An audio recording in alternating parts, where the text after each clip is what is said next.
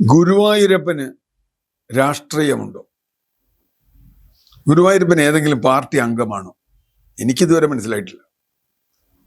ഗുരുവായൂരപ്പൻ വലിയൊരു വിഭാഗം ജനങ്ങൾ ആരാധിക്കുന്ന ഒരു ഹിന്ദു ദൈവമാണ്. ശ്രീകൃഷ്ണാവതാരമാണ്. അത് പല രൂപത്തിൽ ദശാവതാരമൊക്കെ വരാറുണ്ട്.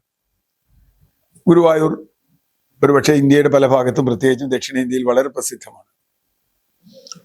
വലിയ തിരക്കാണ് ഗുരുവായൂർ.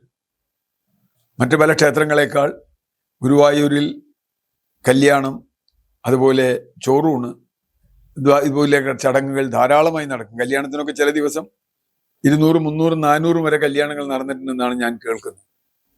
അത്ര തിരക്കാണ് അവിടെ. ഭക്തജനങ്ങൾക്ക് നീണ്ട ക്യൂ നിന്നാലാണ് അകത്ത് കയറാൻ പറ്റുക. തീർച്ചയായും വളരെ പ്രധാനപ്പെട്ട ഒരു ആരാധനാലയം തന്നെയാണ് ഗുരുവായൂരപ്പൻ. അദ്ദേഹത്തിന്റെ മതം എനിക്കറിയില്ല. നമ്മളിപ്പോൾ ഹിന്ദു ആചാരമനുസരിച്ച് അവിടെ ഇരിക്കുന്നുണ്ട്. ഗുരുവായൂരപ്പൻ ഹിന്ദു ആണ് എന്ന് നമുക്ക് പൊതുവെ കണക്കാക്കാം. ദൈവങ്ങൾക്ക് മതം ഉണ്ടോ എന്ന് എനിക്കറിയില്ല. ദൈവങ്ങൾ ഇവരെ എല്ലാവരും നോക്കുന്ന ആളല്ലേ. ഇപ്പൊ ഒരു മതക്കാരെ മാത്രമല്ലല്ലോ ദൈവം നോക്കുക. അതുകൊണ്ട് ദൈവത്തിന് ഏതെങ്കിലും മതം ഉണ്ടെന്ന് ഞാൻ വിശ്വസിക്കുന്നില്ല. പക്ഷെ ഹിന്ദു ദൈവം എന്ന അർത്ഥത്തിൽ അദ്ദേഹത്തെ നമ്മൾ കണക്കാക്കും. ഇപ്പൊ അവിടെ ഇത് സംസാരിക്കാൻ കാരണം, നമ്മുടെ വളരെ ബഹുമാനപ്പെട്ട അവിടുത്തെ ഒരു സ്ഥാനാർത്ഥി, NDAയുടെ BJP സ്ഥാനാർത്ഥി ശ്രീ B. ഗോപാലകൃഷ്ണൻ, അദ്ദേഹം ഉന്നയിച്ചൊരു വാദം ഇപ്പൊ അദ്ദേഹത്തിന് തന്നെ കുരുക്കാവും എന്ന് ഏതാണ്ട് ഉറപ്പായിരിക്കുന്നൊരവസ്ഥയുണ്ട്. അദ്ദേഹം യഥാർത്ഥത്തിൽ കൊടുങ്ങല്ലൂരാണ് ശ്രമിച്ചത്. പിന്നെ 2020 എന്ന ചക്ക പാർട്ടിക്ക് കൊടുങ്ങല്ലൂർ കൊടുത്തു. ആ പാർട്ടിക്ക് കൊടുങ്ങല്ലൂർ ആരാളെന്ന് എനിക്കറിയില്ല. ആളെ നിർത്താൻ കിട്ടിയോന്ന് അറിയില്ല. അതോ മറ്റേ ഇവിടുന്ന് തന്നെ കുന്നത്തുനാട് തന്നെ ആളെ കൊണ്ടുപോയി നിർത്തിയതാണെന്നും അറിയില്ല. അപ്പോ കൊടുങ്ങല്ലൂര് 2020 കൊടുത്തോടുകൂടി കൊടുങ്ങല്ലൂർ ഇയാളുടെ ഗ്യാസ് പോയി. പിന്നെ രണ്ടാമത്തെ പട്ടികയിൽ ഇവിടെ BJPയുടെ പല നേതാക്കന്മാർക്കും അങ്ങനെ പോയിട്ടുണ്ട്. ഇവിടെ എന്ന് പറഞ്ഞ് നോക്കിയിട്ട് അവസാനം കിട്ടിയത് ഗുരുവായൂരാണ്. ഗുരുവായൂർ പോയി പുള്ളി ലാൻഡ് ചെയ്തു. കഴിഞ്ഞപ്പോൾ പുള്ളിക്ക് ആകെ ഒരു പ്രശ്നം. ഗുരുവായൂർ അദ്ദേഹം ആദ്യമായിട്ടാണോ പോണെന്ന് എനിക്കില്ല. എന്തെങ്കിലും തൃശ്ശൂർക്കാരനാ പോയിട്ടുണ്ടാവുന്നു. ഗുരുവായൂരിൽ ഇതുവരെ ഒരു ഹിന്ദു MLA വന്നിട്ടില്ല എന്നാണ്. ഗുരുവായൂരപ്പന്റെ നാട്ടിൽ ഒരു ഹിന്ദു MLA ഇല്ലല്ലോ എന്നാണ് അദ്ദേഹം വല്ലാതെ വിഷമിച്ച് വർത്തമാനം പറഞ്ഞു. ഒറ്റനോട്ടത്തിൽ കേട്ടാൽ അത് ശരിയാണല്ലോ. ഗുരുവായൂരമ്പലത്തിൽ ഗുരു MLA അല്ലേ വേണം. അപ്പോ ശബരിമല നിൽക്കുന്ന അമ്പലത്തിൽ ഹിന്ദു MLA ഉണ്ടാവണം, മലയാറ്റൂർ നിൽക്കുന്ന സ്ഥലത്ത് ക്രിസ്ത്യൻ ഉണ്ടാവണം, അങ്ങനെയൊക്കെയാണോ അതിൻ്റെ അർത്ഥം? അങ്ങനെയേ അല്ല.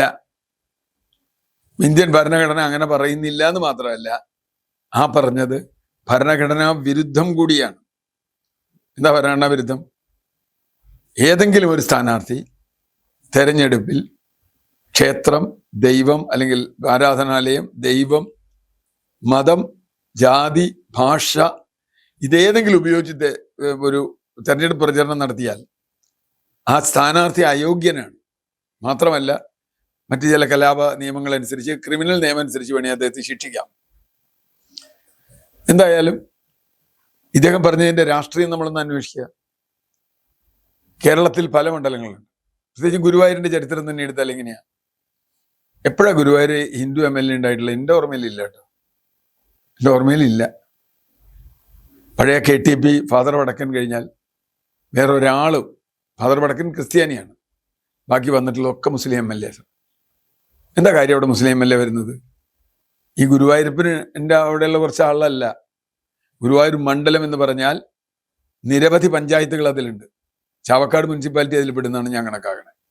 അങ്ങനെയാണെങ്കിൽ ഒരുമനിയൂരും അല്ലെങ്കിൽ അപ്പുറത്ത് നമ്മുടെ മാധവിക്കുട്ടിയുടെ പഞ്ചായത്തൊക്കെ അതിൽ വരും.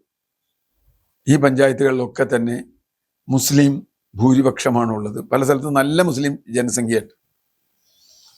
മാത്രമല്ല, ഇടതുപക്ഷം എപ്പോഴും UDF എപ്പോഴും അത് ലീഗിനാണ് കൊടുത്തിട്ടുള്ളത്. ഇടതുപക്ഷം അതൊരു മുസ്ലിം സ്ഥാനാർത്ഥിയാണ് നിർത്തിയിട്ടുള്ളത്. അങ്ങനെ നിർത്തിയ മുസ്ലിം സ്ഥാനാർത്ഥികൾ പലരും ഇപ്പൊ ഏറ്റവും ഒടുവിൽ നമ്മുടെ PT കുഞ്ഞുമുഹമ്മദ്, പ്രസിദ്ധനായ സംവിധായകൻ, പ്രസിദ്ധനോ കുപ്രസിദ്ധനോ എന്ന് എനിക്കറിയില്ല, അദ്ദേഹം ഗുരുവായൂരിൽ MLA. അപ്പോൾ ഇപ്പോഴത്തെ CPM ജില്ലാ സെക്രട്ടറി അവിടുത്തെ MLA ആയിരുന്നു. അദ്ദേഹം ഇപ്പൊ അബ്ദുൽ ഖാദർ ഇപ്പൊ മാറി പുതിയ ആൾക്ക് കൊടുത്തിരിക്കുകയാണ്, അക്ബർ എന്ന് പറഞ്ഞു. അവിടെ മത്സരിക്കുന്നത് UDF-ന്റെ മുസ്ലിം ലീഗും CPM-ന്റെ ഒരാളും. CPM-ന്റെ ആൾ മുസ്ലിമാണ്. അവിടെ അല്ലാതെ ഇപ്പം ഇങ്ങനെ പറ്റുക? എന്തുകൊണ്ടാണ് അങ്ങനെ? അതെന്താ അവർ മനസ്സിലാക്കാത്തത്?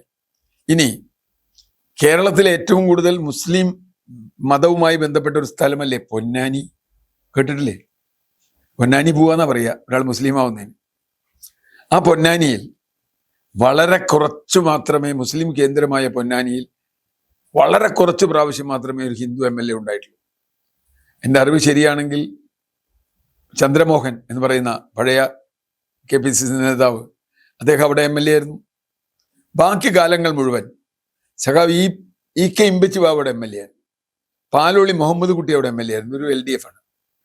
അത് കഴിഞ്ഞാൽ പിന്നെയുള്ള കാലത്ത് മുഴുവൻ, പുതിയ കാലത്ത് മുഴുവൻ, പുതിയ ഗുരുവായൂരിൽ പൊന്നാനിയിൽ ആരൊക്കെയായിട്ട്? ശ്രീരാമകൃഷ്ണൻ MLA ആയിട്ടുണ്ട്, നന്ദകുമാർ കഴിഞ്ഞവൺ MLA ആയിരുന്നു. അപ്പോൾ പൊന്നാനിയിൽ എങ്ങനെയാ ഒരു മുസ്ലിം MLA വരിക, ഒരു ഹിന്ദു MLA വരിക എന്ന് വെച്ചാൽ പൊന്നാനിക്കാർക്ക് ഒരു പ്രശ്നം ഉണ്ടായിട്ടില്ല. കാരണം അവർ ഹിന്ദു മുസ്ലിമും നോക്കിയിട്ടില്ല, അവരുടെ രാഷ്ട്രീയം നോക്കി അവർക്ക് കൃത്യമായി തന്നെയാണ് അവർ വോട്ട് ചെയ്തിട്ടുള്ളത്. ഇത്തവണയും അവിടെ മത്സരിക്കുന്നത് സക്കീർ ഹുസൈനും നൌഷാദ് അലിയാണ്. രണ്ടുപേരും മുസ്ലിമാണ്, LDF-ഉം UDF-ഉം. അപ്പോൾ അവരൊരാൾ ജയിക്കാനാണ് സാധ്യത. അപ്പൊ അതിലൊന്നും നമുക്ക് ഒരു അത്ഭുതമില്ല. പിന്നെ ഒരുപാട് മണ്ഡലങ്ങൾ നമുക്ക് എടുക്കാം കേരളത്തിൽ. വലിയ തോതിൽ ഏതെങ്കിലും ഒരു മതത്തിന് ആധിപത്യമുള്ള മണ്ഡലത്തിൽ ഏതെങ്കിലും ഒരു ആരാധനാലയം ഒക്കെ ഉണ്ടാവാം. എന്ത് ചെയ്യാൻ പറ്റും? ആ മണ്ഡലത്തിൽ മറ്റേ പാർട്ടികൾ നിർത്തുന്ന സ്ഥാനാർത്ഥി ഏത് മതക്കാരനായാലും ജാതിക്കാരനായാലും എന്താ വ്യത്യാസം? ആ ഒറ്റ പരിഗണന വെച്ച് തന്നെ ഈ ഗോപാലകൃഷ്ണന്റെ വാദങ്ങൾ നിരർത്ഥകമാണ്. പക്ഷേ ആ വാദങ്ങൾക്ക് ഒരു ദുഷ്ടലാക്കുണ്ട് എന്ന് നമുക്ക് പറയേണ്ടി വരും. ദുഷ്ടലാക്ക് എന്താ? ആ ഗുരുവായൂർ മണ്ഡലത്തിലെ ഹിന്ദു വോട്ട് കൺസോളിഡേറ്റ് ചെയ്ത് വാങ്ങുക. അപ്പൊ തെരഞ്ഞെടുപ്പ് ലക്ഷ്യമുണ്ട്. തെരഞ്ഞെടുപ്പ് ലക്ഷ്യം വെച്ച് തന്നെയാണ് ഗോപാലകൃഷ്ണൻ ഒരു വർഗീയ പരാമർശം നടത്തിയത്. ഇനിയിപ്പോ ഓരോ സ്ഥലത്തും വന്ന് അങ്ങനെ ഓരോരുത്തരങ്ങ് പറയാൻ തുടങ്ങിയാലോ അത് ശരിയാവില്ല. അത് ഇന്ത്യൻ ജനാധിപത്യത്തിന്, നിയമവ്യവസ്ഥയ്ക്ക്, തെരഞ്ഞെടുപ്പ് പെരുമാറ്റച്ചട്ടങ്ങൾക്ക്, പീപ്പിൾസ് റെപ്രസെന്റേഷൻ ആക്ടിനൊക്കെ എതിരാണ്. പക്ഷെ അത് അവിടെ കൊണ്ട് അവസാനിച്ചില്ല. ഗോപാലകൃഷ്ണനെ രാജീവ് ചന്ദ്രശേഖർ സപ്പോർട്ട് ചെയ്തു. പത്മജ വേണുഗോപാൽ വേറെ തരത്തിൽ ഗോപാലകൃഷ്ണൻ പറഞ്ഞ് ശരിയാന്ന് പറഞ്ഞു തൃശ്ശൂർ സ്ഥാനാർത്ഥി. അപ്പൊ കുഴപ്പം ഗോപാലകൃഷ്ണൻ മാത്രമല്ല, അതൊരു വലിയ പോയിന്റ്, ഒരു വലിയൊരു ടേണിംഗ് പോയിന്റ് ആക്കി മാറ്റാനാണ് ശ്രമിക്കുന്നത് ഗുരുവായൂരിൽ. അതുകൊണ്ട് തന്നെ ഗുരുവായൂരപ്പൻ ഒരു രാഷ്ട്രീയ കക്ഷിയുടെയും വ്യക്താവല്ല. അതുകൊണ്ട് തന്നെ ഗുരുവായൂർ മണ്ഡലത്തിൽ കൂടുതൽ വോട്ട് കിട്ടുന്ന ആൾ ജയിക്കും എന്നേ ഉള്ളൂ. അതിന് പകരം ഒരു ഹിന്ദു കൺസോളിഡേഷൻ തനിക്ക് അനുകൂലമായി ഉണ്ടാക്കാം എന്നാണ് ഗോപാലകൃഷ്ണൻ അതാണ് ഉദ്ദേശമെങ്കിൽ അത് നടക്കാൻ പോകുന്നില്ല എന്ന് തന്നെയാണ് ഞാൻ കണക്കാക്കുന്നത്. കാരണം അവിടെ ഹിന്ദു ആണോ മുസ്ലിം ആണോ നോക്കിയിട്ടല്ല, ഗുരുവായൂർ മണ്ഡലത്തിന്റെ പൊതുവികസനത്തിന് ആരാണ് നല്ലത്? ഇപ്പൊ KN ഖാദറാണ് കഴിഞ്ഞവണ മത്സരിച്ചത് ഒരു തവണ. KN ഖാദർ വേദങ്ങളും അതുപോലെ ഇന്ത്യൻ മിത്തോളജിയിലെ കാര്യങ്ങളും ഒക്കെ പഠിച്ചിട്ടുള്ള ഒരു ഇസ്ലാമിക പണ്ഡിതനാണ്. അദ്ദേഹം അതും പഠിച്ചിട്ടുണ്ട്, അറബിയും പഠിച്ചിട്ടുണ്ട്, സംസ്കൃതവും പഠിച്ചിട്ടുണ്ട്. നല്ല അവഗാഹമുണ്ട്. ഞാൻ അദ്ദേഹമായിട്ട് സംസാരിച്ചിട്ടുണ്ട്, അദ്ദേഹത്തിന് ഇന്റർവ്യൂസ് കേട്ടിട്ടുണ്ട്. അപ്പൊ ആ അർത്ഥത്തിൽ അങ്ങനെ KN ഖാദർ എന്ന് പറയുന്ന ഒരാൾ നിന്ന് അയാൾ അദ്ദേഹം തോറ്റുപോയി. ജയിക്കുന്നത് വേറെ പ്രശ്നം. അപ്പോ ഇത്തവണയും അവിടെ രണ്ട് പേരെ ഏറ്റുമുട്ടിച്ച് അതിൽ നിന്ന് ചോര കുടിക്കാനുള്ള ഹീനമായ ശ്രമമാണ് ഗോപാലകൃഷ്ണൻ നടത്തിയത്. അതുകൊണ്ട് ഗോപാലകൃഷ്ണന്റെ മുൻകാല പ്രസ്താവനകൾ കൂടി ചേർത്ത് വായിച്ചാൽ ഭൂമി മലയാളത്തിൽ ആർക്കും ഒരു അത്ഭുതം ഉണ്ടാവില്ല. അതാണ് ഗോപാലകൃഷ്ണൻ. അതുകൊണ്ട് ഗോപാലകൃഷ്ണന്റെ പ്രസ്താവന ചർച്ച ചെയ്യപ്പെട്ടാൽ അത് BJPക്ക് തന്നെ കുഴപ്പമാവും എന്നാണ് ഞാൻ പ്രതീക്ഷിക്കുന്നത്. ഏതായാലും ഹൈക്കോടതി ഗോപാലകൃഷ്ണന്റെ കേസ് വിവരമായിട്ട് അന്വേഷിക്കണം എന്ന് പറഞ്ഞിട്ട് നമുക്ക് നോക്കാം. ഹൈക്കോടതി ചിലപ്പോൾ നല്ലൊരു സാധ്യതയുണ്ട് ഇത് തെരഞ്ഞെടുപ്പ് പെരുമാറ്റച്ചട്ടത്തിന്റെ ലംഘനമാണ് എന്ന് ഹൈക്കോടതി കണ്ടെത്താം. പക്ഷെ തെരഞ്ഞെടുപ്പ് കഴിഞ്ഞിട്ട് അത് കണ്ടെത്തിയിട്ട് ഒരു കാര്യമില്ല. എന്തായാലും ഗോപാലകൃഷ്ണൻ ജയിക്കാൻ പോണില്ല. അതുകൊണ്ട് ഗോപാലകൃഷ്ണനെ അത് ബാധിക്കാനും പോണില്ല, കാരണം അയാൾ ജയിക്കില്ല.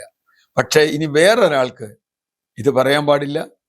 പത്മജയാണെങ്കിലും രാജീവ് ചന്ദ്രശേഖർ ആണെങ്കിലും അതിനെ പിന്തുണയ്ക്കാൻ പാടില്ല. അത് ഭരണഘടനാ വിരുദ്ധമാണ്.